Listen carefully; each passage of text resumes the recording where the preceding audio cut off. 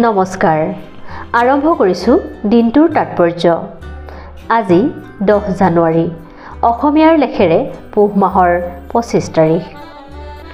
1863 চনৰ আজিৰ দিনটোতে লণ্ডন মহানগৰীত বিশ্বৰ প্ৰথম মাটিৰ তলেৰে যোৱা ৰেল সেৱাৰ আৰম্ভ কৰা হৈছিল 1894 চনৰ আজিৰ দিনটোতে ৰঙিয়াহ তহচিলৰ কৃষকসকলে ব্ৰিটিছৰ বৰ্ধিত ভূমিকৰৰ বিৰুদ্ধে ৰঙিয়া ৰাইজমেল অনুষ্ঠিত কৰিছিল যিটো পিছলৈ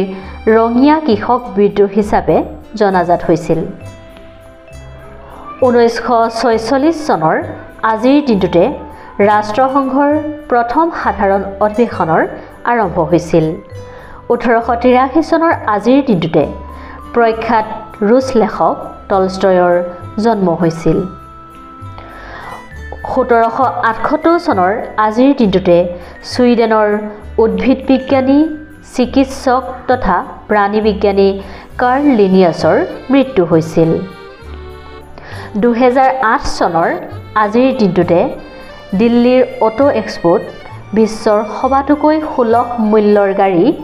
টাটা নেনোৰ প্ৰথম প্ৰদৰ্শন কৰা হৈছিল 1978 চনৰ আজিৰ দিনটোতে ভাৰতীয় গণিতজ্ঞ তথা পদাৰ্থ বিজ্ঞানী সত্যেন্দ্ৰনাথ বসুৰ মৃত্যু হৈছিল।